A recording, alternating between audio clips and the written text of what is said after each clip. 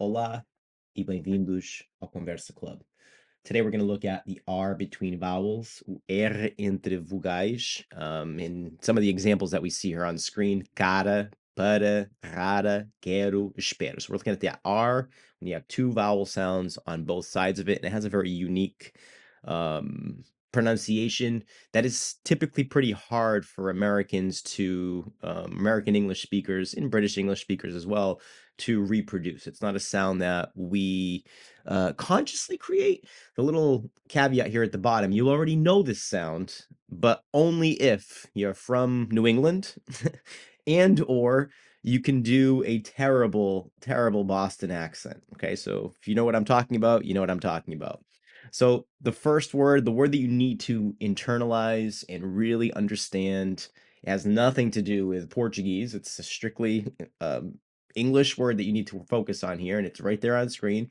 It's the word, I'm going to say it the correct way, quote unquote correct way, butter. Butter, right? Butter. Now, I know nobody says butter, and if you do, I'm just going to leave it at that. Uh, where I'm from the Northeast. I'm from New Bedford, Massachusetts.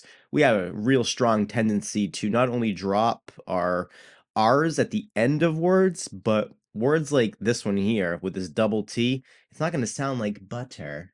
It's going to sound like you see there in that with the yellow text there, butter, butter. Now, I don't talk like that when I'm working professionally, but I'd be lying to you if when I'm around my friends and we just kind of, just let loose with language and not even think about it. It probably sounds a little bit closer to that, and although not as exaggerated.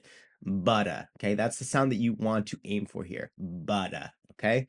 So here's a series of words in English on the left-hand side that you should be able to understand if I say butter, city, ladder, water, better. Now that's my New England Family Guy accent. Um, but that's important for this specific pronunciation. So butter, butter.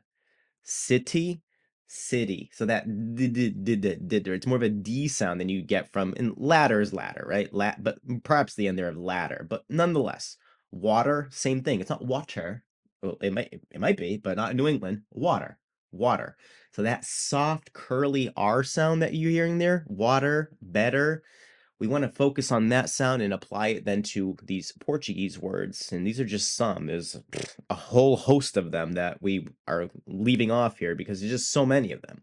But I put here a couple that you're definitely going to come across. So the first one is the preposition para, for, to, in order to, or stop, para. But either way, it's going to have the sound there. Para.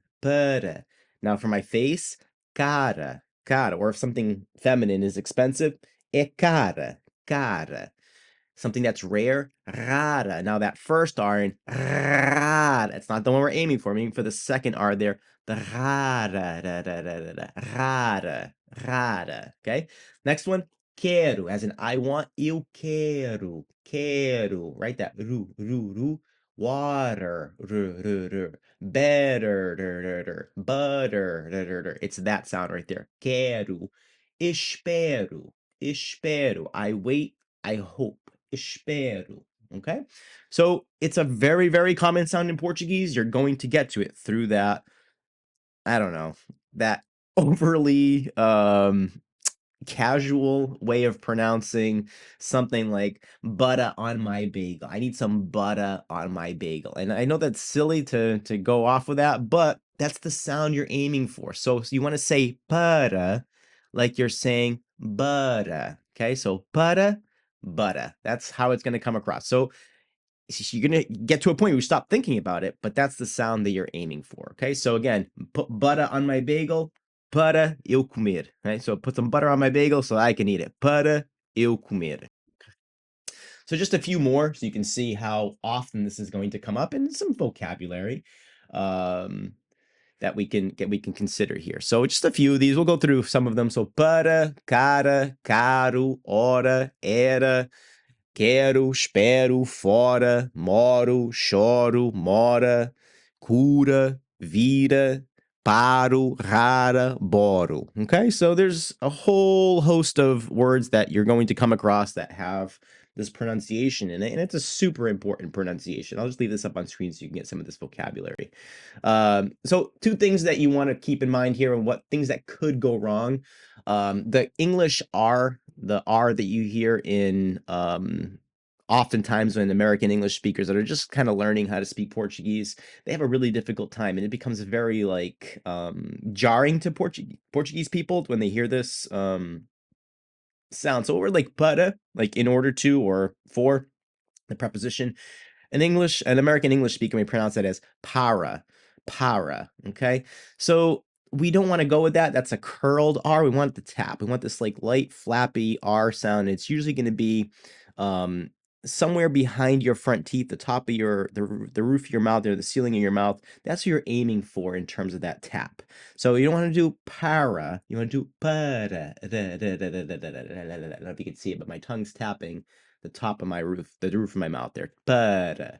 So you want to aim for Pudda, because that's how you're definitely going to do it in English. Pudda, puddy, right? Putty, puddy.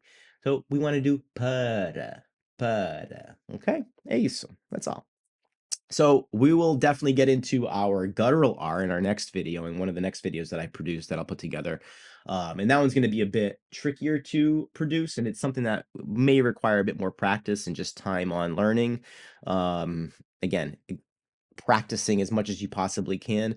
But this flappy R, I think, is a little bit more attainable for the American English speaker. So keep trying it out. Keep trying out that para, cara, quero, espero, moro, curo.